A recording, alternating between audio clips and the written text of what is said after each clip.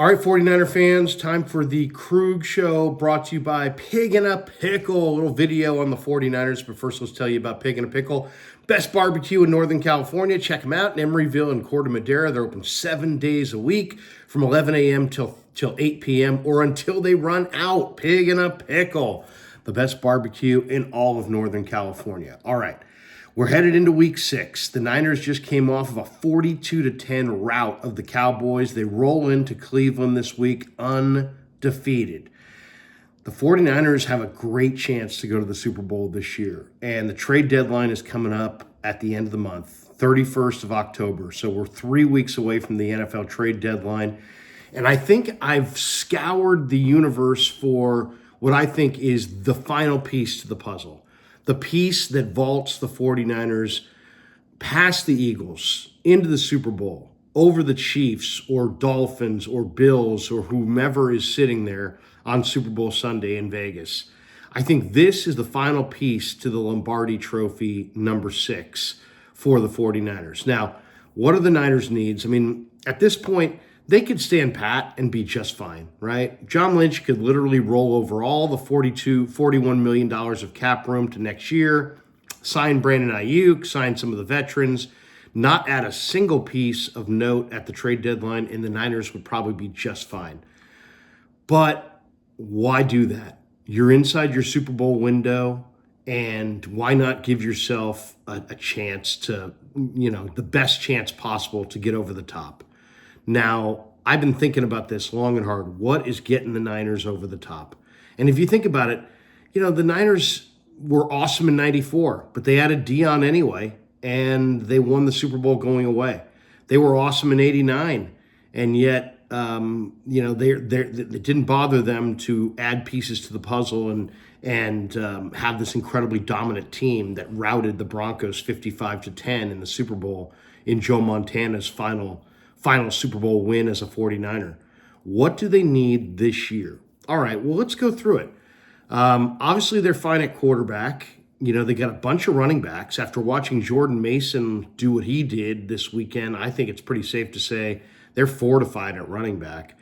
At tight end, there's one guy out there that makes some sense, and that's Zach Ertz, who's in Arizona, and he would definitely help. If you could get Ertz, I would do it. I don't think Ertz is going to cost you a lot of money. I don't at this point in his career, or a high draft choice. I think you could probably get Ertz for a draft choice that would shock you. So Ertz would definitely be on my list of a guy that I would have interest in. At wide receiver, what do they need? Well, they need Danny Gray to get healthy and provide that field stretching vertical element.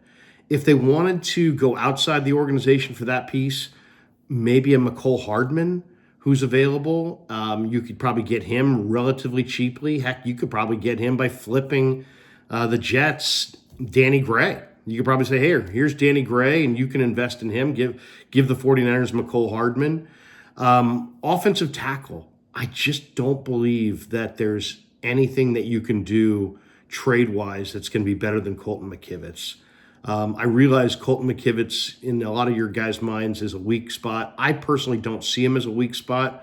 I think he's a pretty good football player, and I really doubt that there's any offensive tackles available in the trade market that you could get that would be better than Colton McKivitz. I mean, I've seen Kelvin Beacham's name. I've seen Garrett Bowles' name. I just doubt whether those guys are even any better than Colton McKivitz at this point in time. When you factor in Colton knows the system, he knows the playbook.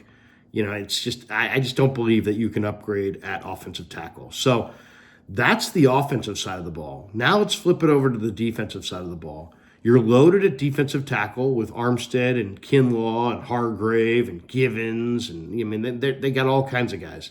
You just picked up Randy Gregory. If you need another defensive end, I think I would try to pick up Jordan Willis. Jordan Willis is on the street. You could probably get him for literally nothing, and you could just sign him to your practice squad. Or I would poach somebody off somebody else's practice squad. I don't know that, Brian Burns is out there. I just think that's going to cost you, when you look at what Carolina turned down for Brian Burns last year, 2 1s and 2 2s, and it's like, no, the Niners are not going to go 2-1s and 2-2s for Brian Burns, and nor should they. They added Gregory. If you could add Willis, I would do it. The linebacking core, you've got two really special players in Greenlaw and Warner. And then corner, I know a lot of people are saying Pat Surtain. I've seen, people suggesting that J.C. Horn out of Carolina. One, I think those guys are going to cost a ton. Two, I'm not really convinced that either team moves those guys. They're young players that there's no urgency to move them. They play a premium position. And the other thing is I kind of think that the cornerback position could be filled internally. You've got Samuel Womack on the IR. He's slated to come back. You have Darrell Luter Jr. On the PUP list still, on the NFI list. He'll be back. So I think you got two internal pieces there that are probably, would be good solutions. So who is the final piece to the puzzle? You know what? The more I look at all the names that are available in the rumor mill, the more that I look at all the different possibilities that are out there, the guy that I absolutely would sell out for is Carolina's nickelback, Jeremy Chinn. Jeremy Chinn can play safety. He can play nickel corner. He can play linebacker. He's a hitter. He's a playmaker.